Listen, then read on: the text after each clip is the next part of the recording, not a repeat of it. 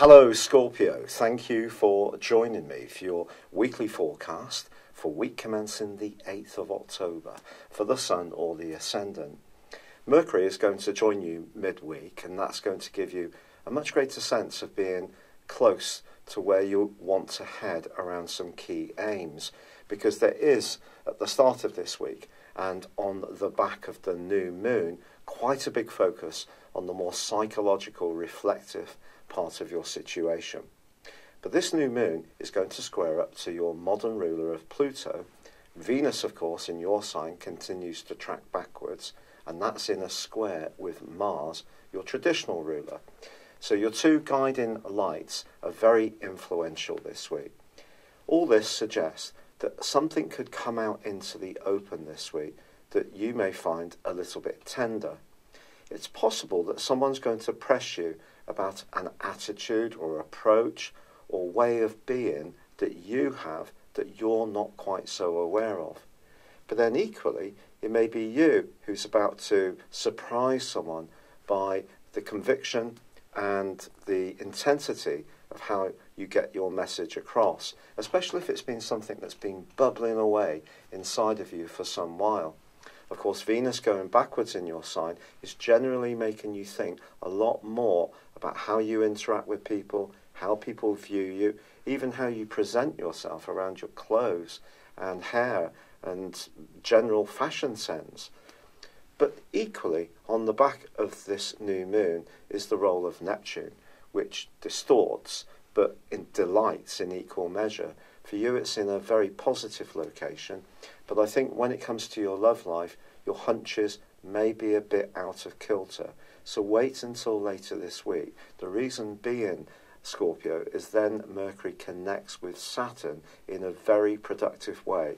And whereas clarity may be a little harder to reach out to and embrace earlier in the week, I think by the week's end, some of the things you've been thinking about, even some of the concerns you've had, can start to make more sense as you formulate your ideas or have discussions with the people who do understand you and you can trust and rely upon.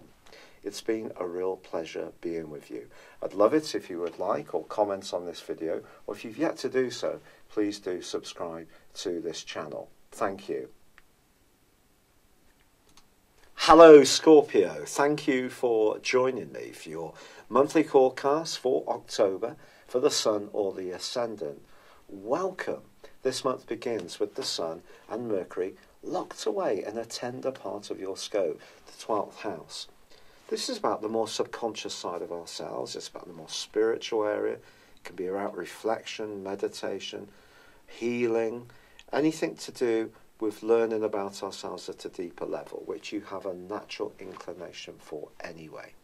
However, on the 2nd, there is a quarter moon in your sister water sign of Cancer. It's possible that something that you feel a little raw about or emotional about can play a role from the 2nd through to the 9th. But we also have the big news story of the month. Venus, the planet of love, in your sign, gives you enormous magnetism. Of course, even more charm, but it does slam on the brakes on the 5th and will be in retrograde through to the end of the month in your sign. What does this mean? When Venus is in our own sign, we can attract more than one person to us. That's entirely possible. We can also go through a period where we rethink our personal appearance and identity, so a change of look, change in the type of taste you might have. You may think about your love life differently. You're thinking about your love life in terms of your needs, because Venus is in the 1st house. If it was in the 7th house, it's helping you to think about the needs of others. Now, in your 7th house, you have Uranus, the planet of the unexpected, which has been causing some tensions but opportunities ever since the 2nd week of May. Of course, through to the end of last month, off and on, it had been clashing with your traditional ruler of Mars in a very spiky, potentially defensive part of your scope, a 4th solar house, where you've wanted to be a bit more rugged about expressing your emotional needs and opinions, and not necessarily being quite so reserved as you often can be about your personal feelings. You're certainly frank and to the point about commenting on others, but when it comes to your own feelings, you can be much more private.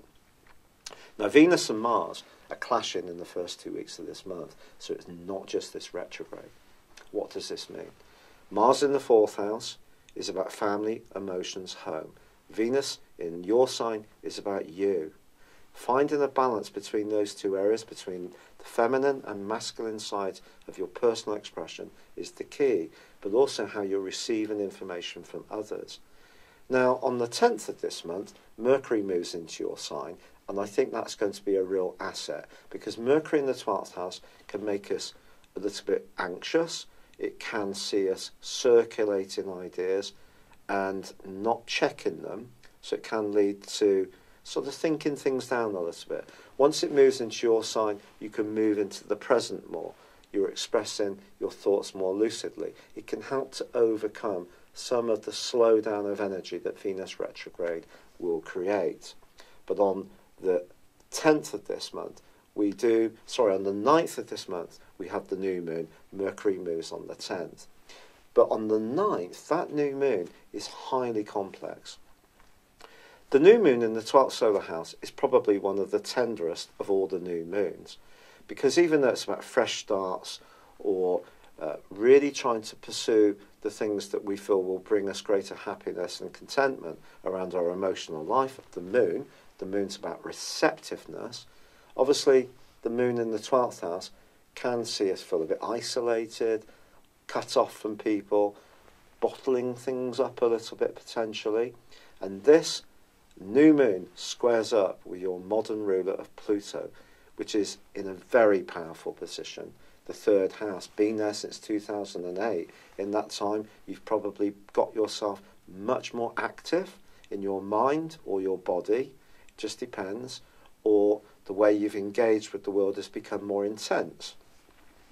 This creates a 12th, 3rd house situation, something that may be quite controversial or a bit delicate may come into the open in the following month, and it may be you can't control it however much you try.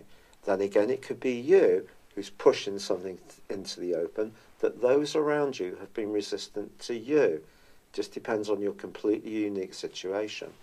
Also Neptune, which has been bringing some magic to your romantic world and also your personal expression since 2012, that's tangling with this new moon too, and not in a very easy way. So you've got 12th, 5th house energy. Confusion around your love life is possible. I can only tell you what's going on in the heavens. I'm not negative, I'm just honest. And of course, some people on YouTube are absolutely wanting to say the positives, and bless them, that's up to them. But I'm just telling it as it is. However, you also have a quarter moon on the 16th of this month in Capricorn. So that energy in Capricorn that you're getting from Pluto, but also crucially Saturn. So your words and your personal expression have taken on more gravitas since December the 20th last year, and also how you express yourself, more punch, more penetration. Well, Saturn's still there, Pluto's there. So this quarter moon in this part of your horoscope to do with how you think, again, can bring stuff into the open that's delicate. Maybe that you're making some kind of transition in the type of thinking that you have, maybe things that have lain dormant, that you've not wanted to embrace, or perhaps other people, as I say, have not wanted to hear. These things are travelling, they're moving, they're being stirred up. Believe me, this is a very powerful month, and it ain't just down to Venus's retrograde. But that brings us through to the 23rd. The sun bursts into your sign. You're going to feel a much greater sense of physical certainty. You're going to feel bolstered from a point of view of vitality. You're not going to feel so anxious. You're moving into the moment. You're taking charge. Then the reversing Venus meets the sun. Your sex appeal is going to be absolutely incredible. But also these two are in opposition with Uranus. Now, this is completely an opposite energy, remember, to the 1st house. 7th house is about relating relationships. But Uranus is about freedom and independence. If you're in a relationship which is not meeting your needs and you feel stifled, you feel you can't be yourself, or you've just changed, this is a radical moment, potentially, in your whole life. Because this is pushing you to be more evocative about what's right for you. So you move from this tender period, thinking things through very carefully, not necessarily sure about some of the things that may come into the open, and then it's down to you. There could be some key decisions to make, particularly on the back of the full moon of the 26th, which is conjunct Uranus in your opposite sign. So it may be that someone you're involved with is a bit unhappy about you and is going to tell you in a forthright way. You can be very blunt. I have a lot of Scorpio in my horoscope, and I observe people's star signs and attitudes, obviously, avidly. And it never fails to amaze me how Scorpio people can be very private about how they feel and very outspoken about what they feel other people should be doing. Is this true of me too? Well, I am doing this, aren't I? So it must be. But this is a strength as well. But integrating your feelings and telling people how you feel and not feeling you have to squirrel them away out of sight is part of your transformation as a person with all that energy in the third house. It's pushing you to rethink, to be more radical about what you say. Radical doesn't mean bad. Nothing would change. Everything would stay the same. It would be stuck. And because you're a fixed sign, you generally like things to be the same. And then when big changes come, they tend to come in a huge way. And that is possible as this month draws to a close, because that opposition between the Sun and Venus, which is giving you awesome attraction of good things to you, with Uranus, is also dissecting on the axis across the North Node in Leo and the South Node in Aquarius. South Node in Aquarius, very close to Mars, is about freedom of emotion. The North Node in Leo is about you gaining recognition, acclamation. You need to be heard. It's a kind of mini Jupiterian influence. But we have a grand fixed cross. Something that doesn't want to shift is going to shift for us all. In the world in general, there's big changes coming. And I think things that have been hidden away for you are going to come into the open. And some of it may be about really coming to terms with who you are and saying, this is who I am, being more open about it, and it's absolutely fine. This is the way I am. It's exciting. You can almost regenerate your whole being. But I do think some things that are no longer working need to die and wither on the vine. And no sign understands transformation better than yours. But this is a very important month for transformation. And I do think it could be around relationships of all kinds, with a boss, an organisation, a partner, your attitude or relationship with yourself. They're all under review. It's been a real pleasure being with you, Scorpio. I'm so grateful for all the kind suggestions that have been made about my rheumatoid arthritis. It really has been quite a time. I'm now doing the CBD oil, been doing the turmeric, been doing that for some while. Found out it works better if it's heated, so putting it in soups and tea, using ashwagandha as well, and also Serapis, and that's, I think, helping a bit. But I have taken the first lot of medication and it hasn't worked. So they want to put me on methotrexate. And if you know anything about rheumatoid arthritis, you know it's got a fearful reputation. It's a chemo drug. So we have to see how I do. I've got the next 3 or 4 weeks to try and test out the natural stuff just that bit more. But the inflammation is quite high still in my blood markers.